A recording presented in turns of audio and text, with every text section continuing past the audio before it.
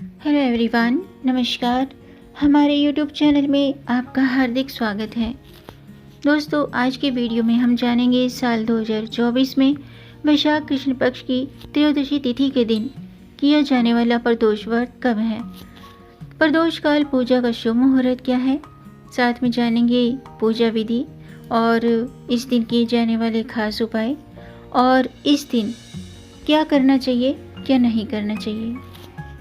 दोस्तों, इस बार यानी कि इस साल मई के पहले प्रदोष व्रत के दिन अद्भुत संयोग बन रहे हैं। इस दिन भगवान शिव और माता पार्वती की प्रदोष काल में पूजा करने से हमारी सभी मनोकामनाएं पूर्ण होती हैं।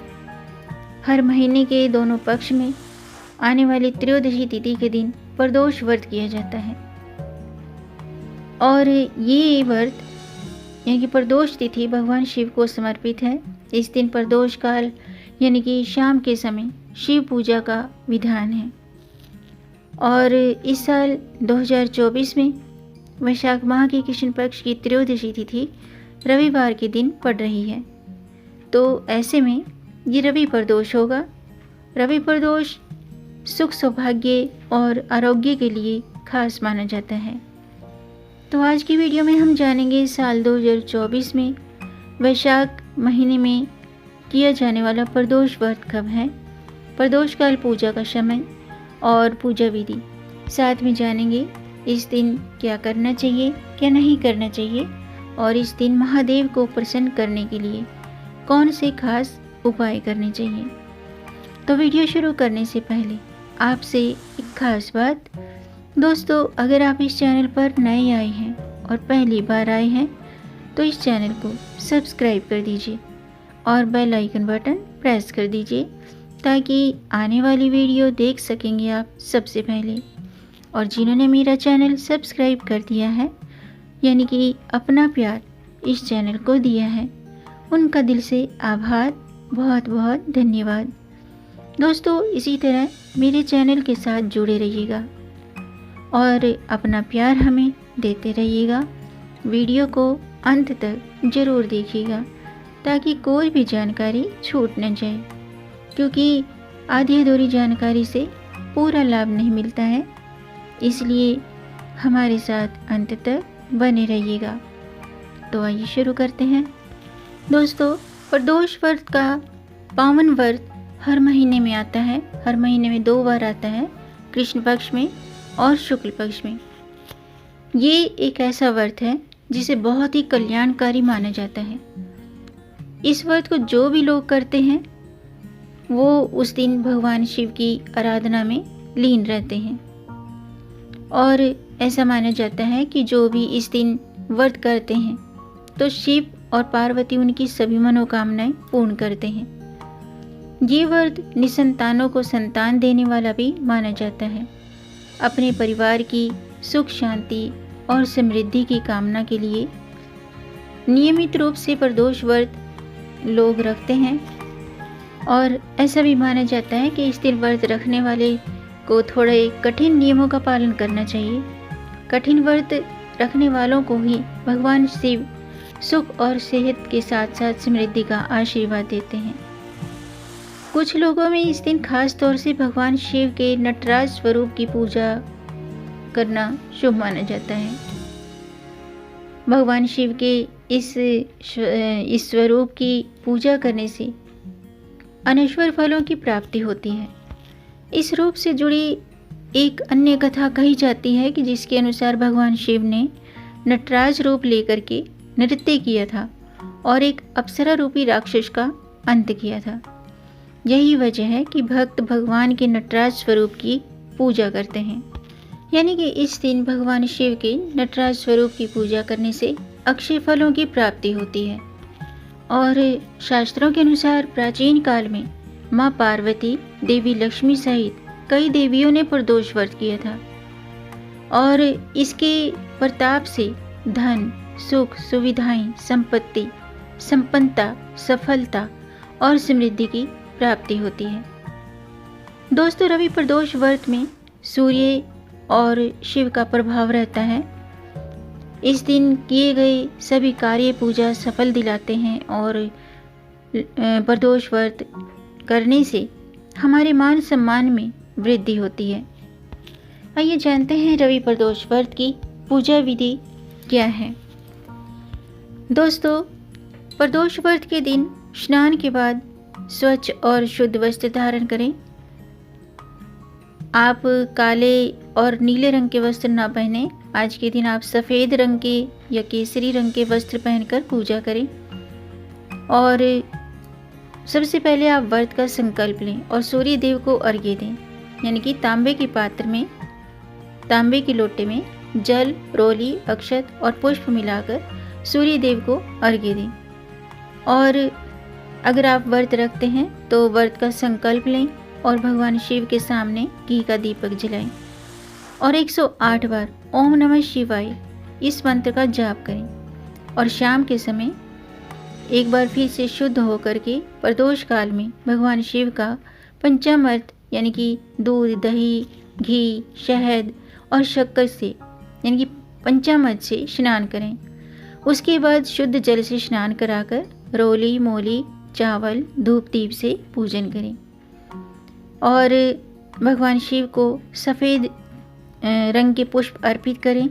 सफ़ेद चावल की खीर का भोग लगाएं और आज के दिन आसन पर बैठकर शिवाष्टक का पाठ करें। व्रत कथा जरूर पढ़ें या सुनें और फिर आरती करें। अब मैं रवि प्रदोष व्रत की कथा शुरू करती हूँ, आप भी ध्यान से सुनिएगा। पौराणिक कथा के अनुसार भागीरथी के तट पर ऋषियों ने विशाल गोष्ठी का आयोजन किया। इस सभा में व्यास जी के शिष्य पुराण वेतासुत जी महाराज भी पधारे। उनके स्वागत के बाद मुनियों को कथा सुनाई। इसके अनुसार एक गांव में गरीब ब्राह्मण रहता था। उसकी पत्नी प्रदोष व्रत किया करती थी और उसका एक पुत्र था। एक समय की बात है कि वह उसका पुत्र गंगा स्नान करने के लिए गया तो रास्ते में ही चोरों ने उसे घेर लिया। चोरों ने उससे उसके पिता के गुप्त धन की जानकारी बताने को कहा। बालक ने चोरों से कहा कि हम लोग बहुत गरीब हैं, हमारे पास धन कहाँ है, हमारे पास धन कहाँ से आया। तो चोरों ने उसकी बात पर विश्वास नहीं किया। चोरों को उसकी बात पर विश्वास नहीं हुआ तो उन्होंने पुत्र की पोटली ही छीन ली और पूछा कि इसमें क्या है। बालक ने कहा कि मेरी माँ ने मेरे लिए रोटियां दी हैं। चोरों ने उस बालक को छोड़ दिया। बालक घूमते घूमते एक नगर में पहुंचा। थोड़ी दूर जाकर वह एक बरगद की छांव में आराम करने लगा। उसी समय उस नगर के सिपाही चोरों को खोजते हुए उस बरगद के पेड़ के पास पहुंचे और बालक को चोर समझकर बंदी बनाकर राजा के पास ले गए। राजा ने उसे कारावास में बंद करने का आदेश दिया और काफ़ी समय बीत जाने के बाद जब बालक घर नहीं लौटा तो उसकी माँ को चिंता सताने लगी। अगले दिन प्रदोष व्रत था। बालक की माँ ने विधिपूर्वक प्रदोष व्रत किया और भगवान शिव से अपने पुत्र की रक्षा के लिए विनती की तो भगवान शिव ने माँ की प्रार्थना स्वीकार कर ली। उसी रात भगवान शिव ने उस राजा को स्वप्न में आदेश दिया कि वह बालक चोर नहीं है, उसे प्रातःकाल छोड़ दें, अन्यथा उसका सारा राज्य नष्ट हो जाएगा। सुबह होते ही राजा ने शिवजी की आज्ञा के अनुसार उस बालक को कारावास से मुक्त कर दिया। बालक ने अपनी सारी कहानी राजा को सुनाई। फिर अगले दिन उस बालक के माता पिता को राजमहल में बुलाया गया। राजा ने ब्राह्मण को 5 गांव दान में दिए। इसके बाद भगवान शिव की कृपा से ब्राह्मण परिवार सुख से रहने लगा और इस तरह से शिव के आशीर्वाद से उसके सारे दुख दूर हुए और राजयोग प्राप्त हुआ। ये थी रवि प्रदोष व्रत की का था। आइए जानते हैं रवि प्रदोष व्रत के दिन पूजा का शुभ मुहूर्त क्या है। साल 2024 में वैशाख कृष्ण प्रदोष व्रत 5 मई रविवार को किया जाएगा और 5 मई को शाम के 5:41 पर त्रयोदशी तिथि प्रारंभ होगी और 6 मई को दोपहर के 2:40 पर त्रयोदशी तिथि समाप्त होगी। पूजा का शुभ मुहूर्त है यानी कि प्रदोष काल पूजा का शुभ मुहूर्त है शाम के 6:59 से रात्रि के 9:06 तक। आइए जानते हैं इस दिन क्या करना चाहिए और क्या नहीं करना चाहिए। दोस्तों, प्रदोष व्रत के दिन शुभ मुहूर्त में भगवान शिव की आराधना करें, रुद्राभिषेक करें। ऐसा करने से विशेष लाभ मिलते हैं। इस दिन शिवलिंग पर बेलपत्र के साथ एक मुट्ठी गेहूं शिवलिंग पर अर्पित करें। ऐसा करने से कैरियर में तरक्की के योग बनते हैं। प्रदोष काल में भगवान शिव का पंचामृत से अभिषेक करें और इस दिन घर पर अगर आप पूजा करते हैं तो घर पर भी आप रुद्राभिषेक करें। ऐसा करने से मनोकामना पूर्ण होती है। इसके अलावा रवि प्रदोष व्रत के दिन धतूरे के पत्ते को साफ पानी से धोएं और फिर दूध से धोकर शिवलिंग पर अर्पित करें। ऐसा करने से मनोकामना पूर्ण होती है। दोस्तों, शास्त्रों के अनुसार रवि प्रदोष के दिन घर और घर के मंदिर में साफ सफाई का खास ध्यान रखना चाहिए। इस दिन स्वच्छ वस्त्र धारण करें, शुद्ध वस्त्र धारण करके भगवान शिव की पूजा करें और सूर्य देव की भी पूजा करें। आदित्य हृदय स्तोत्र का पाठ करें, शिव पंचाक्षरी मंत्रों का जाप करें। व्रत के दौरान मन में किसी के प्रति द्वेष की भावना ना हो, यानी कि गलत विचार ना आए, इस बात का ध्यान रखें। प्रदोष व्रत के दिन तामसिक भोजन जैसे कि लहसुन का सेवन, प्याज लहसुन का सेवन नहीं करना चाहिए। रवि प्रदोष व्रत के दिन नाखून, बाल, दाढ़ी भी नहीं बनवाने चाहिए क्योंकि ऐसा करना वर्जित माना जाता है। तो आज के लिए बस इतना ही। उम्मीद है आपको ये जानकारी पसंद आई होगी। दोस्तों, अगर आपको जानकारी अच्छी लगी हो तो आप इसे लाइक ज़रूर कीजिएगा। वीडियो लाइक करने में पैसे खर्च नहीं होते हैं। आपके लाइक से हमारा मोटिवेशन अप होता है। तो वीडियो को लाइक ज़रूर कीजिएगा और इस जानकारी को आगे बढ़ाकर अपनी फैमिली में, अपने फ्रेंड्स में ज़्यादा से ज़्यादा शेयर कर दीजिए ताकि औरों को भी इससे लाभ प्राप्त हो।